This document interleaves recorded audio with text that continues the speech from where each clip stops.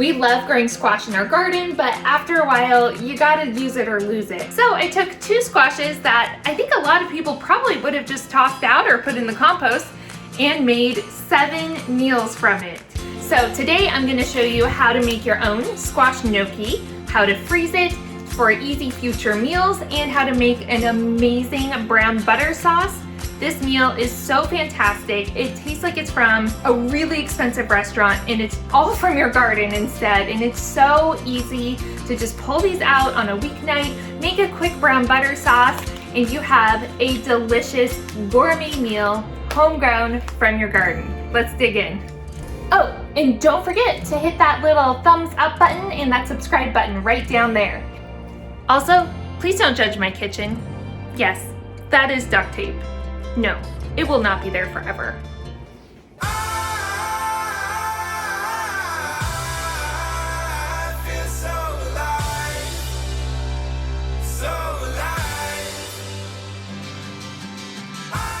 Let's talk about using your food, preserving it, keeping it good for longer. Particularly today, we're going to be talking about these squash that I have back here. So these are 2 Georgia candy roaster squashes that I grew from seed in our garden. These are big squash. This one is about 8 pounds, and this one over here is even bigger. This was my first time growing this variety, and it was a major winner for me. The taste is phenomenal. They're super smooth, super creamy, and very sweet. This is actually Lindy's new favorite. She's requested that we grow double next year. So these squash were cured, and then I put them downstairs in the basement. So squash ideally is stored around 50 degrees in a dark place after being cured, and then they can last several months. Well, they're going on about 4 months now of being down in storage, so that's really good. The problem is that air circulation is really important, and you don't necessarily want your squash touching each other, because the problem is, and this is what happened to me, I didn't leave that space in between, and so one of my other squash went bad. It was a different variety that doesn't keep as long as these. I kind of forgot it was down there, to be honest, and it was kind of wedged between these 2. So what happened was when that one went bad, it also affected these. So these ones now have black spots like this. The great thing about squash, though, is that this squash isn't damaged on the inside. So this wasn't something that started on the inside from it going bad and spread out. This spread from another squash that was sitting, touching it, and was spreading onto it. So obviously this part, we're not going to want to use that. But as long as it's fine inside, which from looking at it, I can guarantee you it is. As long as the flesh is fine and the seeds are fine and undamaged, we can go ahead and cut this away and use the rest of the squash. But we want to use it quick, because now that it's been damaged, it's going to spread quickly. So today we are going to take these bad boys, we're going to roast them up, and what we're going to do is make squash gnocchi with them. Gnocchi is actually a really good food for freezing, and whenever I can freeze a whole meal, I do. So that's what I love about this, is you can actually prepare food ahead of time. You know, cooking is hard.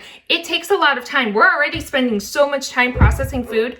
Why not process it into something usable at the time of processing it and put it in the freezer? There's nothing better than pulling out a homemade meal from your own garden. So whenever I can freeze meals like that, I do. So that's why today, instead of just making the puree, which then, yes, we could make the puree and use it later and make the gnocchi that way. Or we can just go ahead and make it and freeze it. Gnocchi freezes incredibly well, and the squash gnocchi just adds such a nice flavor. I use just the squash, a little bit of flour, some herbs, and some farm fresh eggs, and that's it. Now, I will say, I am not a chef, and I am not Italian. So if you have an Italian grandma who's cringing watching me make this gnocchi, I apologize. I am definitely not Italian, but I go for functionality, and we need to use the squash and make it into something so that we don't lose it. So that's what we're gonna do today with our squash gnocchi. The first thing that we need to do with our giant squash is to cut them up and cut out these bad areas. So we're gonna go ahead and do that, and we're gonna get these laid out on a cookie sheet and put them in the oven, and we're gonna roast them for about an hour hour and a half. So that's step one. Let's get these bad boys prepped. This is our first squash, and it's the one with the least amount of damage. So you can see it has these 2 spots here. So we are going to go ahead and just trim away that whole piece.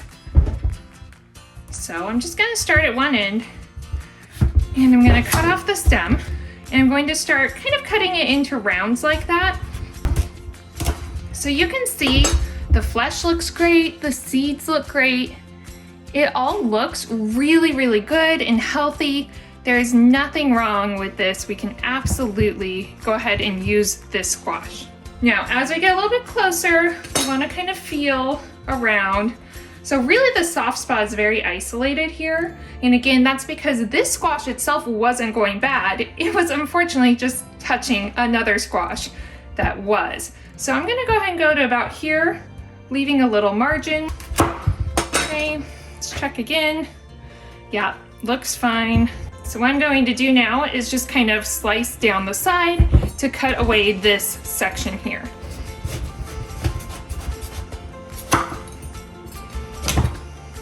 All right, so we can see here a little bit of the damage has started to travel inside. It's really pretty surface. This part still looks great, so I'm going to go ahead and use that. And then as we get a little closer here again, I'm kind of just cutting at an angle to get this side without so much getting this side in. So these pieces are going to get discarded, and these pieces we will keep. With your squash, you definitely don't want to miss out on these amazing seeds. Seeds are so easy to harvest from squash. So what I do is I grab a mason jar, and as I'm going through and kind of pulling out the pulp, you just pull out the seeds and drop them in the jar. You will never need to buy squash seeds again if you save at least one, squash's worth of seeds each season. Okay, so I filled my jar of seeds up with some water, and what I'm going to do is just kind of swirl them around. Once a day, I'm going to go ahead and strain this and add new water in.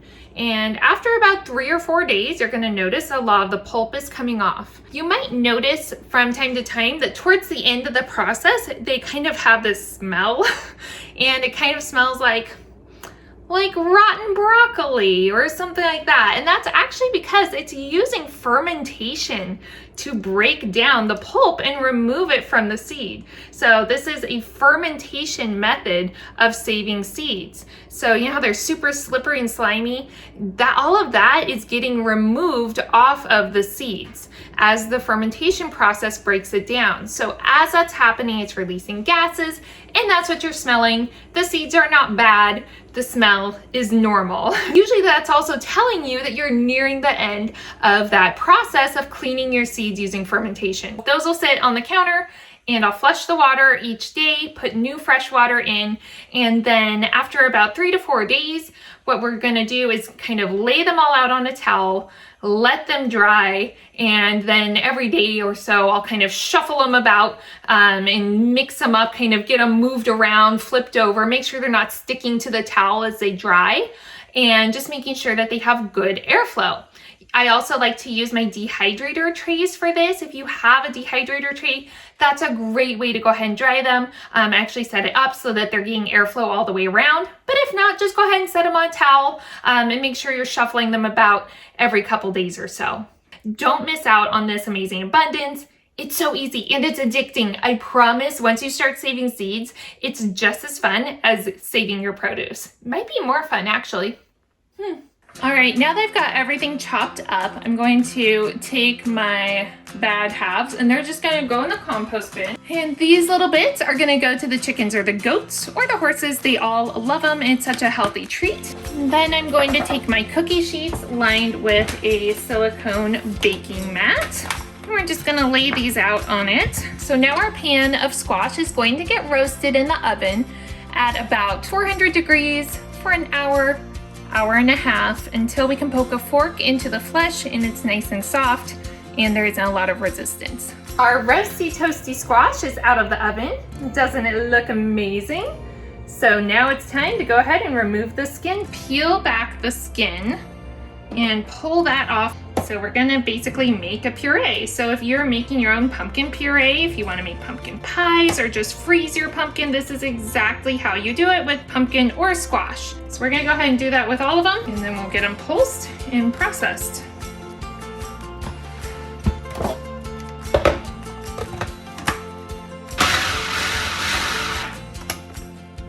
Once we've got it pureed, I'm just gonna put it in a bowl and set it to the side. We're gonna keep going and do the rest of it. Look at how much squash we got. That is a huge bowl of squash. So I'm really, really glad again that we didn't just toss this out because there was so much good usable food. So always look for every way to use all of the little scraps. You worked hard to grow it, you might as well use it. So it's time to move on to the next step.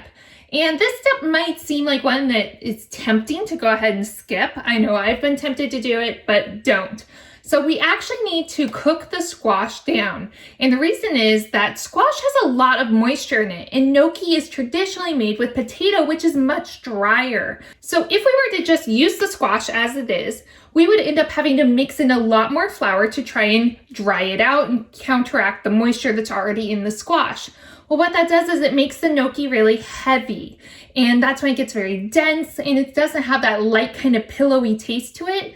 So we actually want to dry the squash out as much as we possibly can. So one way that you can do that is you can drain it overnight in cheesecloth, but what's even faster I've found is you just cook it down. So we're gonna put it into a saucepan and cook it on the stove for a little bit. It doesn't take too long. This is a huge batch, so it might take a little bit longer. But gnocchi is an act of love. It is definitely not a fast, convenient meal, at least prepping it. So give yourself a nice day when you have some time to just hang out in the kitchen, enjoy the whole process. And that's why I make big batches of it so that I can freeze it and have a whole bunch left over in the future. And then it is quick and easy to just pull out, and it only takes about 5-10 minutes to cook it up and make your sauce. So let's get this cooked down and then we'll keep going. Okay, so I've got my burner turned on to low, and we're just going to pour some of our squash in, and we'll just do a little bit at a time. All right, so over medium-low, we're just gonna heat this until it becomes a little bit thicker, and you'll see it kind of change over time. The really important thing is that you wanna keep stirring it. We don't want it to burn on the bottom. And again, we don't want to add any oil or any moisture like that. We want that to cook out. So don't cover it, and just keep it moving as it cooks down. We've cooked out a lot of the moisture, and it's much more dense and really a lot thicker than it used to be. So now that I'm happy with the texture on this, I'm just going to go ahead and slide it out. And I'm going to put it on this plate. And the reason I'm doing that is because I'm going to pop it in the fridge. And so instead of having it all, in a bowl, this allows it to cool much quicker and more evenly by being able to spread it out like this. Our squash is finally cooled, and while it cooled, I ran to the market and grabbed some Parmesan. So it's time to make our dough. But while I was at the store, this bottle of wine jumped into my cart when in Italy. All right, let's get to making our gnocchis. All right, it's time to make the dough for our gnocchi. So I have my bowl of squash. I'm just working it in smaller amounts. So this is about a quarter of it. And then I've got some Parmesan cheese, some salt and pepper, Italian seasoning. It's got some chili pepper flakes, some garlic. So I thought that would be good to throw in. And then an all-purpose flour. So I'm just using King Arthur's organic all-purpose flour, and then a couple of our farm fresh eggs. We're going to start with our eggs, and these are room temperature eggs, or I guess coop temperature eggs, because I just got them.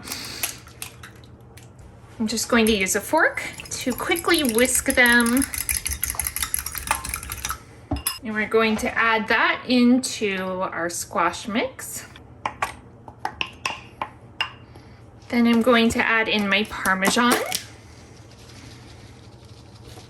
Oh, okay, well you can never have too much Parmesan. That whole thing just fell in, so let's just throw in the rest. Normally, I think for this amount of squash, I would add about a cup, so we're not too far off. Then we're gonna do some pepper. Do your salt, pepper to taste. And same thing with your other seasonings. I'm adding in this additional mix, but you can certainly add in if you have you know, some garden fresh oregano or basil. Unfortunately, it's winter here, so we don't have any of that. But if you do, go ahead and add those in. They'd be amazing in it. Combine all of that while it's in our bowl. So the reason we're combining all of this first is because once we add our flour, it's really important that we don't over mix it. If you've ever had gnocchi that's gotten really dense, that's because it's been over mixed. So that's why we're gonna pre-mix all of this and then start adding our flour a little bit at a time. So with your flour, you're going to need about equal parts, but it really depends on how wet your squash is. So it's pretty close to 1-to-1 ratio for what I find it generally needs. I'm just gonna go off of the texture of it. I'm gonna start out with that much and get that mixed in, and then we'll go from there. And we're just gently folding it in. You don't wanna be really stirring it up like crazy. We don't wanna overwork it. We just wanna start incorporating them together. Okay, and the goal is to get this to a consistency where we can roll it. We're going to roll this out into long kind of snakes. When you were a kid and you made Play-Doh and you rolled out those little snakes, that's what we're gonna be doing. So we're almost there. So what I'm going to do is flour my surface, and you're gonna want a lot of flour. Like, it's really important to keep your surface well floured when you're working with your gnocchi. You're also going to want to flour your hands. So I'm gonna sprinkle just a little bit on top, and then I'm going to flour my hands. And we're just gonna start slowly turning it over and incorporating more flour as we go. Like I said, it takes quite a bit of flour, like more than you would think. It's almost equal parts. And again, we're not really, you know, really pushing on this. We're not really kneading it hard. We're just doing enough to get it incorporated. Okay, so at this point, what I'm going to do is actually pull this in half. I'm going to move half of this ball, flour it. Okay, and then I'm going to go ahead and put this ball back into my bowl because I find it's easier once I get to this point to kind of work with 1/2 at a time. So what we want to do now is basically see if we can roll it. I'm just going to cut a piece of this dough off and start working through it in smaller pieces. So it's still a bit sticky, so you can see I just incorporated a little bit more flour to it. And yeah, still just a bit sticky. So we're gonna add just a bit more flour. So you just want to test it, right? See if you can pull out a little chunk and see if you can roll it yet. If you can't, if it's too sticky for rolling, it's time to just add a little bit more flour and just keep working at it little bit by little bit until it gets to the texture that you want. All right, let's try again. Oh yeah, that's looking better. Okay, so that's rolling out really well. So the next thing that we're gonna do is just make a few little gnocchis and then test them out. I'm going to cut it so we want them to be just a small section about the end of your finger. These are homemade, so it doesn't matter if they're perfect. Let's make 4 and test them out. So to shape our gnocchis, we want to flour our hands again, and then we're going to cut our gnocchi into the little sections, and then we actually take it on a fork.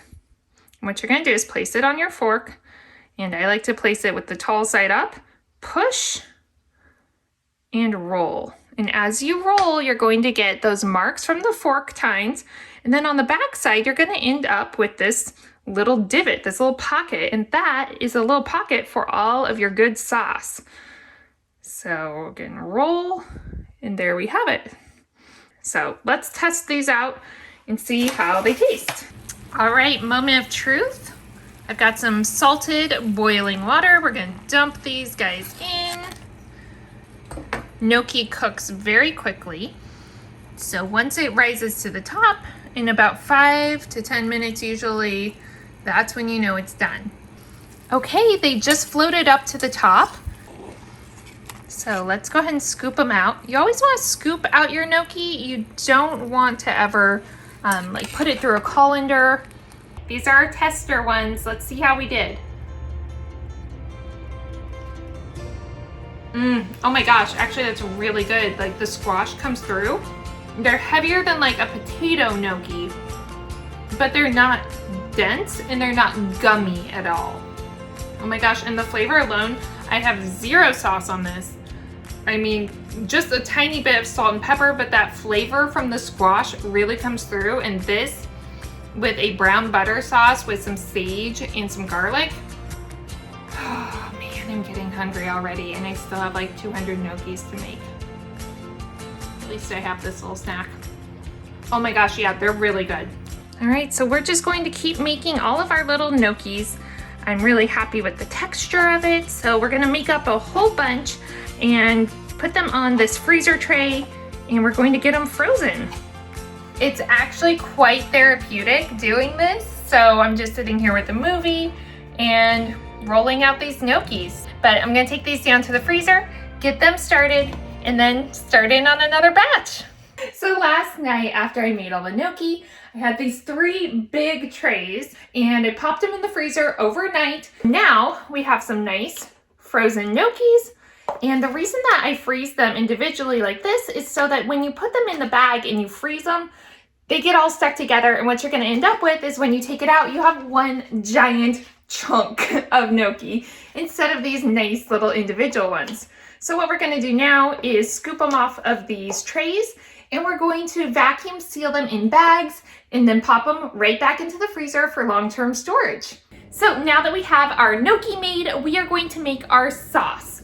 And it's just a simple brown butter sauce, and I usually throw in some fresh herbs. This time of year, I usually do sage because it's what I have on hand, and some garlic from our garden. It's so easy to make this sauce. So the sauce can be made while our gnocchi is cooking. So whether you're using your fresh gnocchi or your frozen gnocchi, you just bring your salted water to a boil, toss your gnocchi in, and it's gonna cook in about 5 minutes. It doesn't take long, and we can make our sauce in that same amount of time, making this like the fastest, most delicious meal. It's easy to whip up on like a work night, or if you have people coming over, it's one that's always like kind of impressive, yet like stupid simple, so you don't have to spend your whole time in the kitchen. So let's make our sauce.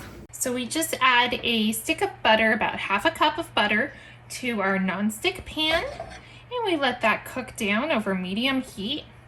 I'm going to add about 2 heads of garlic. We really like our garlic, and several sage leaves from our garden sage. Let that simmer. I'm going to add just a couple spoonfuls of our salted water that we cooked the gnocchi in. And then finally, I'm just going to add a little bit of seasoning. Again, this is just an Italian seasoning mix with a little bit of crushed red pepper, which we love. So simple, so delicious, and so beautiful. We've got our gnocchis. These are the ones we're gonna have for dinner, so we're going to go ahead and drop them in the boiling water and get them cooking. Once the gnocchis start to float to the top, you wanna scoop them out. And again, we wanna use a scoop, not a colander. They're just too fragile for that. And go ahead and serve them up. Oh my gosh, they look so gorgeous. We have our sauce, so we're just gonna scoop some of that out, pour it right on top. And then we're going to top it with just a little bit more cheese, because pasta, butter, garlic, and cheese. I think those are all the food groups that we need, right? And check it out. We've just made a bunch of meals. We have a bunch in the freezer, and we didn't let our squash go to waste. Gorgeous. All said and done, look how many meals I got. Not only did we have dinner last night, but I ended up with 6 freezer meals. We're going to be able to just pull these out of the freezer, toss them into some boiling water, quickly make that brown butter sauce, and have a gourmet dinner. So if you want to see more ideas like this, more creative ways to use your harvest, give it a thumbs up and let me know below in the comments. So here's to yet another amazing, bountiful harvest from our garden, even in February. I'll see y'all next time.